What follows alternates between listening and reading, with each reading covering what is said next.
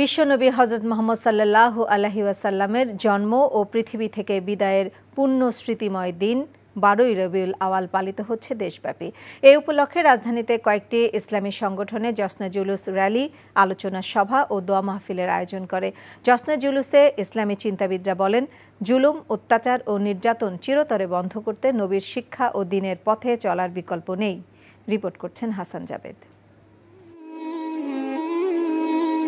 570 খ্রিস্টাব্দের এই দিনে আরবের মরুর প্রান্তরে বিশ্ব মানবতার দূত হিসেবে জন্ম নেন বিশ্বনবী হজরত মুহাম্মদ সাল্লাল্লাহু আলাইহি সাল্লাম। পুরো বিশ্বে শান্তির সুবাতাস ছড়িয়ে 63 বছর বয়সে একই দিনে পৃথিবী ত্যাগ করেন তিনি। মহান এই তাৎপর্যপূর্ণ দিনটিকে ঈদ ই মিলাদুন্নবী দিবস হিসেবে পালন করে মুসলিম উম্মাহ। দিনটি উপলক্ষে রাজধানীতে জশ্নে জুলুস আয়োজন করে বিভিন্ন সংগঠন। বাংলাদেশ আঞ্জুমানে আশিকান মুস্তাফা সাল্লাল্লাহু আলাইহি সাল্লাম কমলাপুর রেল স্টেশন থেকে বিশাল একটি মিছিল বের করে। মিছিলটি বেশ কয়েকটি সড়ক প্রদক্ষিণ করে। সারা পৃথিবীতে মানুষ যদি আজকে শান্তি পেতে চায়, প্রিয় নবী সাল্লাল্লাহু তাআলা সাল্লামের শিক্ষার চেয়ে বড় কোনো শিক্ষা পৃথিবীতে নাই। আল্লাহর নবী সারা দুনিয়াতে আল্লাহর রহমত হিসাবে এসেছেন। মানব জাতি শুধু না, সারা পৃথিবীর মানুষকে তিনি শান্তির দিশা দেখিয়েছেন। সেই শিক্ষা ওই সময় গ্রহণ করেছিল আইয়ামে জাহিলিয়াতের মানুষ, শান্তি পেয়েছে, আজও পাবে সেই আশা রাখি। প্রিয় নবীর ভালোবাসা, তার মর্যাদা, তার সুমহান চরিত্র আল্লাহ তাআলা আমাদের সারা পৃথিবীর মানুষকে গ্রহণ করার তৌফিক দান করুন। ঈদ ই মিলাদুন্নবী উপলক্ষে রাজধানীর অন্যান্য এলাকা থেকেও জশ্নে জুলুস র্যালি বের করা হয়। নানা রং ও বর্ণের ব্যানার ফেস্টুন নিয়ে এবং রাসূলের প্রতি সালামের ধ্বনিতে পুরো শোভাযাত্রা উৎসবমুখর হয়ে ওঠে। আমার দয়াল নবী পয়দা না হওয়া পর্যন্ত, দয়াল নবী পয়দা না হলে আল্লাহ কোনো কিছু তৈরি করতো না। সেই আমরা মগাজকের ঈদের দিন আমরা ঈদ করতে আছি, আনন্দ উল্লাস করতে আছি, সকল আছে গান নিয়ে সবাইকে নিয়ে ভাই বেড়ে দিয়ে ঈদের আনন্দ করতে আছি। যারা প্রকৃত মুমিন তাদেরই বিভিন্ন জায়গার মাজারাত রয়েছে, আর যারা আল্লাহ এবং তার রাসূলকে প্রকৃতভাবে অনুসরণ করেন নাই তাদের মাজারাত নাই।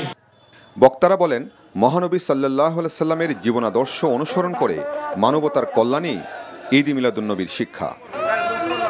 সারা বিশ্বে যখন অন্যায়, অবিচার, নির্যাতন এবং জুলুমে আচ্ছন্ন ছিল, ঠিক তখনই এই ধরায় আবির্ভাব ঘটে বিশ্বনবী, প্রিয় নবী হজরত মুহাম্মদ সাল্লাল্লাহু আলাইহি সাল্লামের।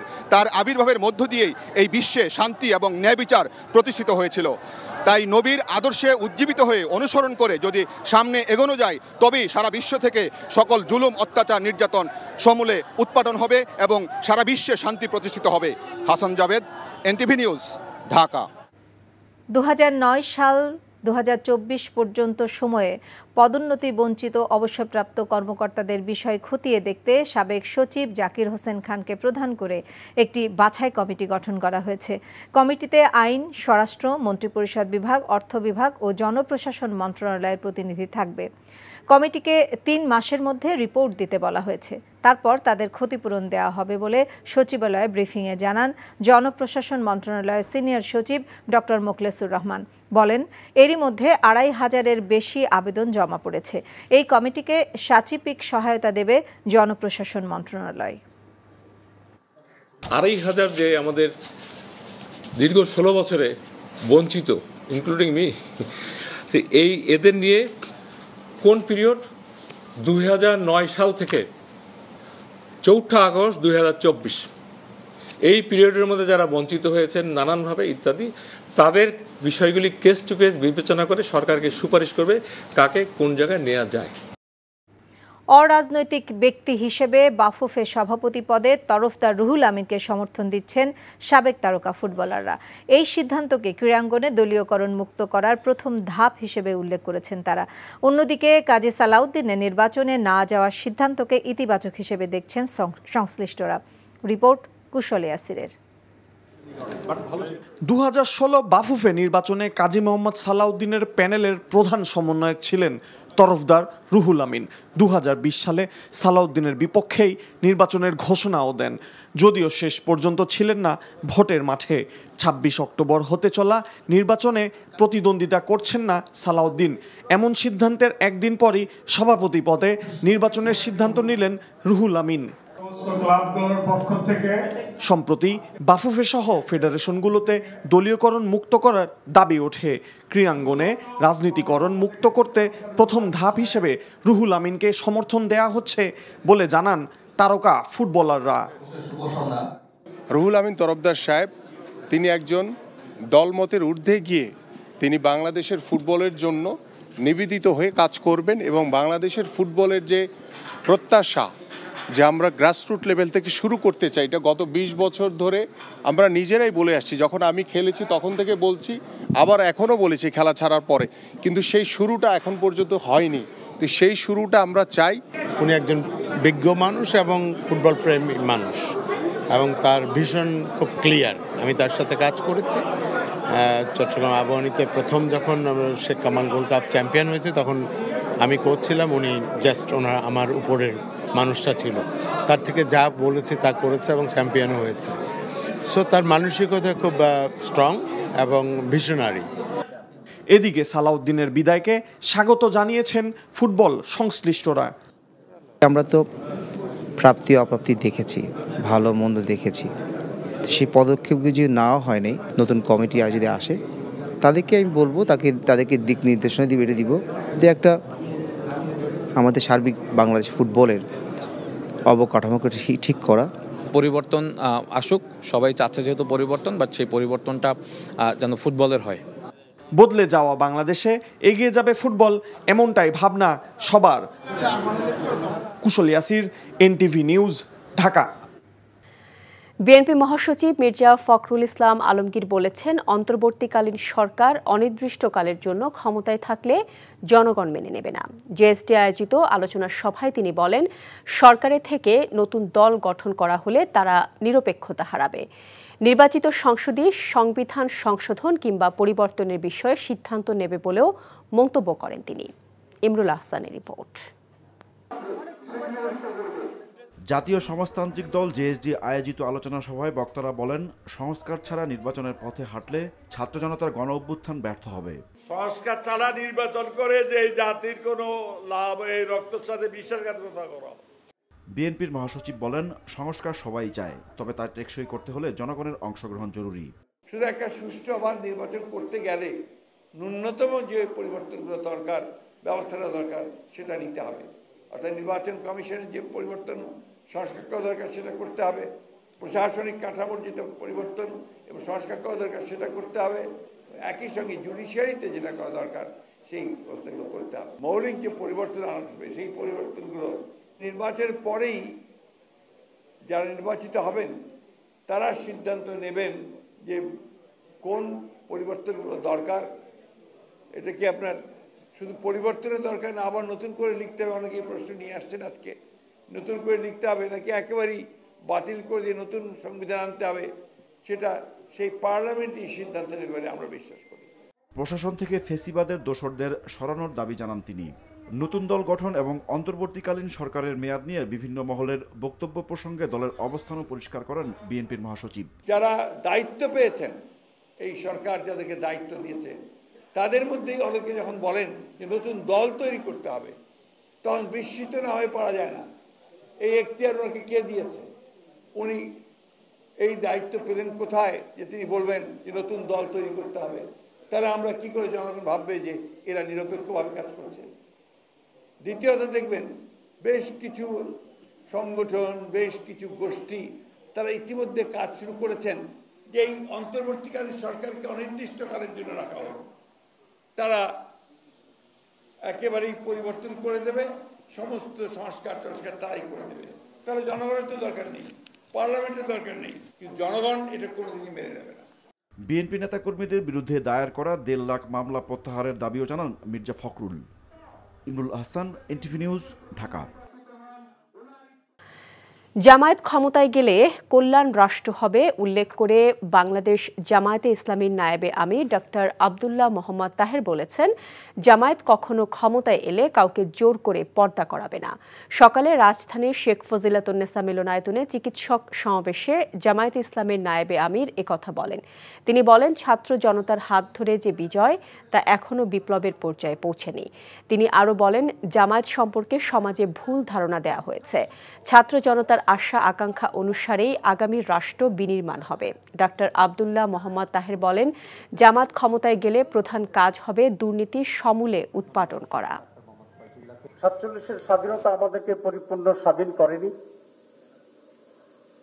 71-এর স্বাধীনতাও আমাদেরকে পরিপূর্ণভাবে স্বাধীনতার স্বাদ লাভ করতে দেয়নি। সে কারণে আমরা ইন্ডিপেন্ডেন্স 2 অথবা 3 বলছি,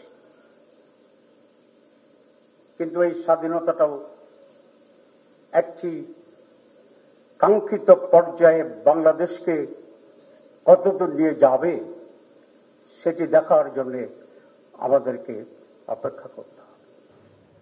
ভাব গাম্ভীর্য ও দোয়া মাহফিলের মধ্য দিয়ে দেশজুড়ে উদযাপন করা হচ্ছে পবিত্র ঈদে মিলাদুন্নবী। মহানবী হযরত মুহাম্মদ সাল্লাল্লাহু আলাইহি ওয়াসাল্লামের জন্ম ও ওফাত উদযাপন উপলক্ষে দেশব্যাপী ধর্মীয় শোভাযাত্রা অনুষ্ঠিত হচ্ছে। প্রতিনিধিদের পাঠানো তথ্য ছবিতে আহমেদ শরীফের ডেস্ক রিপোর্ট। সকালে চট্টগ্রাম নগরের জামিয়া আহমদিয়া সুন্নিয়া মাদ্রাসা থেকে শুরু হওয়া এই শোভাযাত্রায় নেতৃত্ব দেন পাকিস্তান থেকে আগত আল্লামা পীর সৈয়দ মোহাম্মদ সাবির শাহ ও সৈয়দ মোহাম্মদ কাসেম শাহ। আঞ্জুমানে রহমানিয়া আহমদিয়া সুন্নিয়া ট্রাস্ট এই শোভাযাত্রার আয়োজন করে।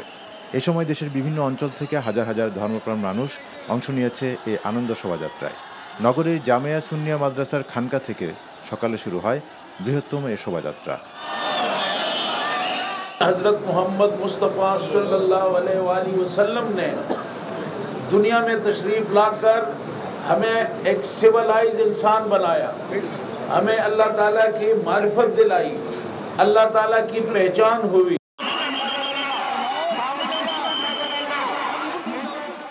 নারায়ণগঞ্জে বিশাল জশ্নে জুলুস শোভাযাত্রা অনুষ্ঠিত হয়েছে। সকালে ইসলামিক ফ্রন্ট বাংলাদেশ ও বাংলাদেশ আহলে সুন্নত ওয়াল জামাতের ব্যবস্থাপনায় মিছিলটি নগর ভবনের সামনে থেকে বের হয়ে শহরের প্রধান প্রধান সড়ক প্রদক্ষিণ করে পুনরায় নগর ভবনের সামনে গিয়ে শেষ হয়। দিনটি উপলক্ষে গাউসিয়া কমিটি সিলেট জেলার উদ্যোগে শোভাযাত্রা বের করা হয়। হযরত শাহজালাল রহমতুল্লাহ আলাইহির দরগা প্রাঙ্গণ থেকে শুরু হয়ে মিছিলটি নগরের প্রধান সড়কগুলো প্রদক্ষিণ করে। পরে আলোচনা সভা মিলাদ মাহফিল অনুষ্ঠিত হয়। খুলনার আলতাপুর লেন আঞ্জুমানে পাঞ্জাতানি থেকে র্যালি বের হয়ে বিভিন্ন সড়ক প্রদক্ষিণ করে সার্কিট হাউস ময়দানে গিয়ে শেষ হয়। হবিগঞ্জে বর্ণাঢ্য আয়োজনে পালিত হচ্ছে ঈদে মিলাদুন্নবী। শহরের শায়েস্তানগর থেকে র্যালি বের হয়ে প্রধান প্রধান সড়ক প্রদক্ষিণ করে আবার একাডেমিতে দোয়ার মাধ্যমে শেষ হয়। আহমেদ শরীফ, এনটিভি নিউজ ডেস্ক। দক্ষিণ এশিয়ার শাসন ব্যবস্থা বা সরকার পরিবর্তনে যুক্তরাষ্ট্রের সহকারী পররাষ্ট্রমন্ত্রী ডোনাল্ড লুর সাথে নিবিড়ভাবে কাজ করছেন ভারতে নিযুক্ত মার্কিন রাষ্ট্রদূত এরিক গারসেট্টি। ভারতীয় কূটনীতিক সূত্রগুলো এমন বিশ্লেষণ দিচ্ছেন। তারা বলছেন, ভারতীয় প্রধানমন্ত্রী নরেন্দ্র মোদীর রাশিয়া সফরে ক্ষিপ্ত হয়েছে যুক্তরাষ্ট্র। পাকিস্তান ছাড়াও শ্রীলঙ্কা ও বাংলাদেশের রাজনৈতিক পট পরিবর্তনে কূটনৈতিক হস্তক্ষেপ রয়েছে ডোনাল্ড লু আর এরিক গারসেট্টির। আরও জানাচ্ছেন রানা মঞ্জুর। ভারত হয়ে বাংলাদেশ সফর করছেন মার্কিন সহকারী পররাষ্ট্রমন্ত্রী ডোনাল্ড লু। 2021 সাল থেকে মার্কিন প্রেসিডেন্ট জো বাইডেনের প্রশাসক হিসেবে দক্ষিণ এশিয়া অঞ্চলের কূটনীতি নিয়ে ব্যস্ত সময় পার করছেন তিনি। নানানভাবে আলোচনা সমালোচনা রয়েছে এই ডোনাল্ড লুর। পাকিস্তানের সাবেক প্রধানমন্ত্রী ইমরান খান 2022 সালে ইউক্রেন যুদ্ধ শুরুর পর রাশিয়া সফর করায় তাকে গদিচ্যুত করার পেছনে এই ডোনাল্ড লুর হাত ছিল বলে নিজেই দাবি করেছিলেন ইমরান খান। এছাড়া বাংলাদেশের ছাত্র জনতার আন্দোলনে স্বৈরাচার শেখ হাসিনা দেশ ছেড়ে পালিয়ে যাওয়ার পরও আলোচনায় ছিলেন এই ডোনাল্ড লু।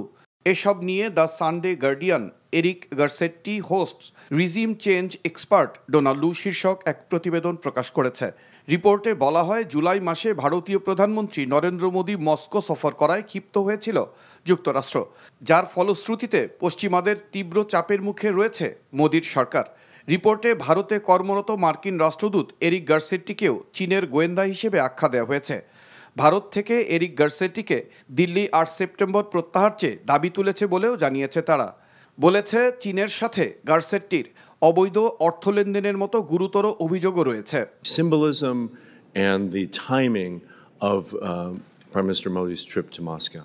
অন্যদিকে ডোনাল্ড লুকে নিয়েও ভারতের অভিযোগ বিস্তর। ভারতীয় পররাষ্ট্র মন্ত্রণালয় মনে করে ডোনাল্ড লু 1996-97 সাল থেকে ভারতের সাথে মার্কিন অনেক সহায়তা প্রকল্প বাতিলের হোতা ছিলেন। 1997 থেকে 2013 পর্যন্ত ভারতে ডেপুটি মিশন চিফও ছিলেন ডোনাল্ড লু এবং অভ্যন্তরীণ রাজনীতিতে প্রভাব বিস্তারের চেষ্টা করেছিলেন। Prime Minister Modi 2 weeks before he went to Moscow also saw President Zelensky on the margins of the G7. এছাড়া শ্রীলঙ্কার প্রধানমন্ত্রী রাজাপাকসের পতনেও ডোনাল্ড লুর হাত রয়েছে বলে মনে করছে দিল্লি। এদিকে স্বৈরাচার হাসিনা পরবর্তী বাংলাদেশের অন্তর্বর্তী সরকারকে সব ধরনের সহযোগিতার আশ্বাস সহ অর্থনৈতিক স্থিতিশীলতা এবং উন্নয়নে প্রয়োজনীয় সহায়তা দেয়ার মার্কিন ঘোষণায় দিল্লি নাখোশ।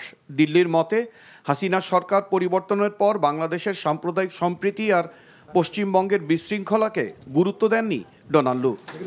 রানা মঞ্জুর, এনটিভি ইন্টারন্যাশনাল ডেস্ক। বঙ্গোপসাগরে সৃষ্ট গভীর নিম্নচাপের প্রভাবে দেশের দক্ষিণ পশ্চিমাঞ্চলের জেলাগুলোতে মাঝারি থেকে ভারী বৃষ্টি হচ্ছে। একই সাথে নদীতে জোয়ারের পানি বৃদ্ধি পাওয়ায় এসব জেলার নিচু এলাকা প্লাবিত হয়েছে। সাতক্ষীরা সদর উপজেলার বিনের পোতা মহাশ্মশান সংলগ্ন বেতনা নদীর প্রায় 30 ফুট বেড়িবাঁধ ভেঙে বিস্তীর্ণ এলাকা প্লাবিত হয়েছে। এছাড়াও গত 3 দিনের টানা বৃষ্টিতে তলিয়ে গেছে সাতক্ষীরার পৌর এলাকার বিভিন্ন স্থানের নিচু এলাকা। বেড়িবাঁধ ভেঙে এবং টানা বৃষ্টিতে ভেসে গেছে হাজার হাজার বিঘা মাছের ঘের এবং ফসলি জমি। টানা 3 দিনের বৃষ্টিতে মাগুরা শহরের ডিসি অফিস, কেন্দ্রীয় বাস টার্মিনাল, সরকারি কলেজ, উচ্চ বালিকা বিদ্যালয় সহ শহরের অধিকাংশ সড়কে পানি জমায় জনজীবন বিপর্যস্ত হয়ে পড়েছে। টানা বৃষ্টি এবং জলাবদ্ধতার কারণে বিপাকে পড়েছেন নিম্ন আয়ের মানুষ। চুয়াডাঙ্গায় দমকা বাতাসের সাথে বৃষ্টিতে ভোগান্তিতে পড়েছেন সাধারণ মানুষ। এদিকে কাপ্তাই হ্রদের পানি কিছুটা কমে আসায় বন্ধ করে দেওয়া হয়েছে কাপ্তাই বাঁধের 16টি জলকপাট। পানি কমলেও এখনও পানিবন্দী রয়েছে জেলার প্রায় 15,000 মানুষ। বিএনপি স্থায়ী কমিটির সদস্য ডক্টর AJM জাহিদ হোসেন বলেছেন, আগামীকাল সমাবেশ থেকে প্রমাণ হবে জনগণ বিএনপির সাথে আছে। বিকেলে নয়াপল্টনে দলটির কার্যালয়ে এক সংবাদ সম্মেলনে একথা বলেন তিনি। আমাদের ভারপ্রাপ্ত চেয়ারম্যান আগামী দিনের দেশ পরিচালনায় এবং দেশের মানুষকে নিয়ে গণতন্ত্র পুনঃপ্রতিষ্ঠার যে আন্দোলন চলছে সে আন্দোলনকে কাঙ্ক্ষিত লক্ষ্যে পৌঁছে দেওয়ার জন্য ওনার বক্তব্য উনি নিশ্চয়ই নতুন বার্তা দিবেন। ঢাকা বিভাগের সকল জেলার নেতাকর্মীরা এবং সাধারণ মানুষ, ঢাকা মহানগরী সাধারণ মানুষের অংশগ্রহণ হবে নয়াপল্টনের সমাবেশে। আর অন্য মহানগর অর্থাৎ বিভাগীয় শহরসমূহে যেটি হবে সেটি হচ্ছে গণতন্ত্রের র্যালি। রাজধানীর ট্রাফিক সমস্যা নিরসনে দ্রুত কার্যকর সমাধান খুঁজতে পুলিশের ঊর্ধ্বতন কর্মকর্তা এবং বিশেষজ্ঞদের নির্দেশ দিয়েছেন প্রধান উপদেষ্টা ডক্টর মোহাম্মদ ইউনূস। ঢাকা মেট্রোপলিটন পুলিশের শীর্ষ কর্মকর্তা এবং বুয়েট ও 2 সিটি কর্পোরেশনের ট্রাফিক ব্যবস্থাপনা বিশেষজ্ঞদের সঙ্গে বৈঠকে প্রধান উপদেষ্টা এই নির্দেশ দেন।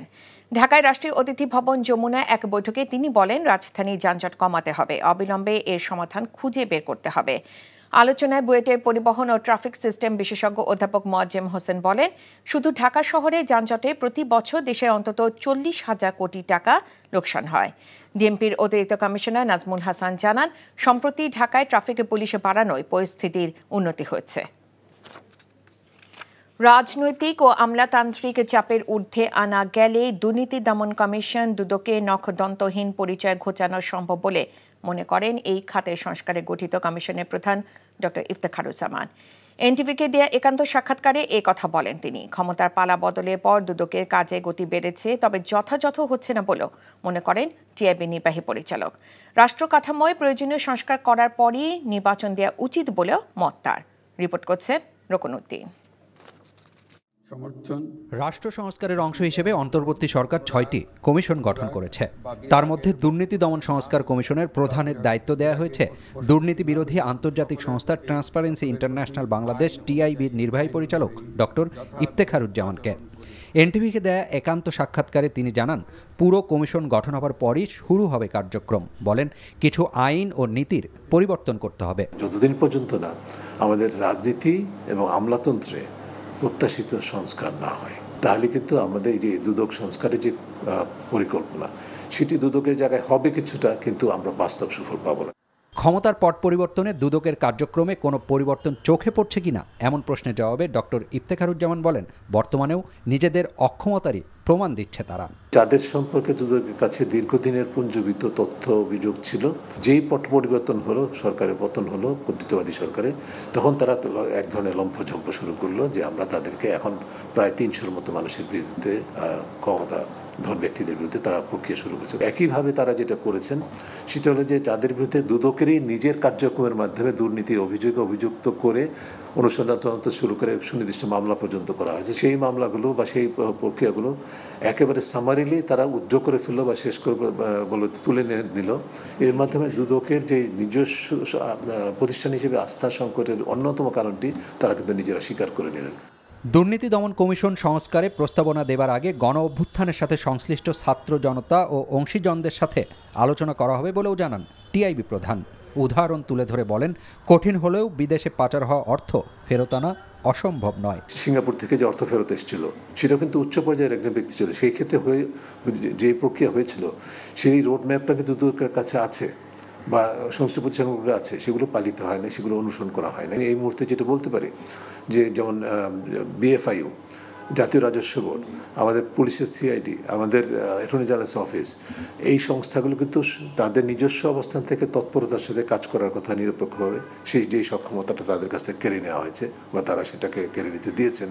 বিভিন্ন মহলে আলোচনা হলেও দেশে নির্বাচন দেবার আগে অন্তর্বর্তী সরকারকে সময় দেবার প্রয়োজন বলেও মনে করেন তিনি। প্রথম কাজটা হচ্ছে যে আমাদেরকে রাষ্ট্র সংস্কারের যে মূল কার্যক্রম বা এজেন্ডা সেটি বাস্তবায়নের মতো জায়গা সৃষ্টি করতে হবে আগে, তারপর আমরা নির্বাচনের কথা ভাবা উচিত।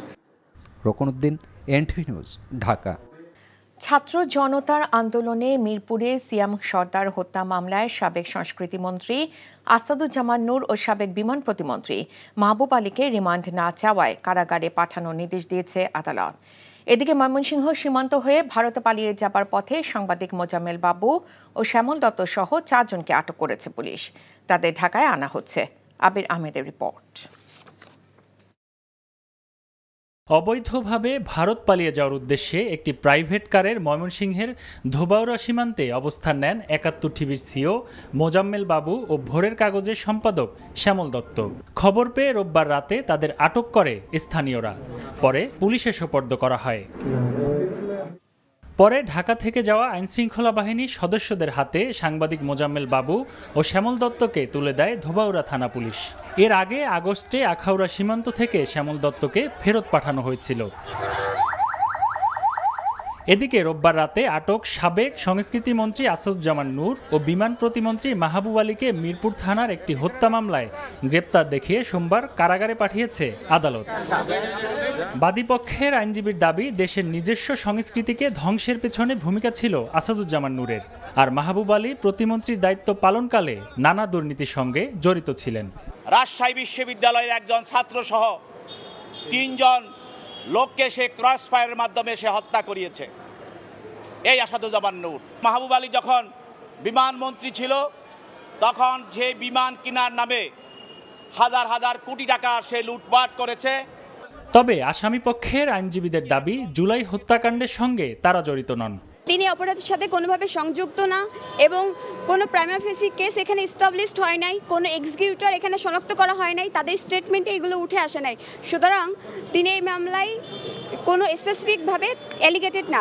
এদিকে যাত্রাবাড়িতে শিক্ষার্থী ইমাম হত্যা মামলায় পুলিশের এসআই শাহাদতের 6 দিনের রিমান্ড মঞ্জুর করেছে আদালত। আবির আহমেদ, এনটিভি নিউজ, ঢাকা।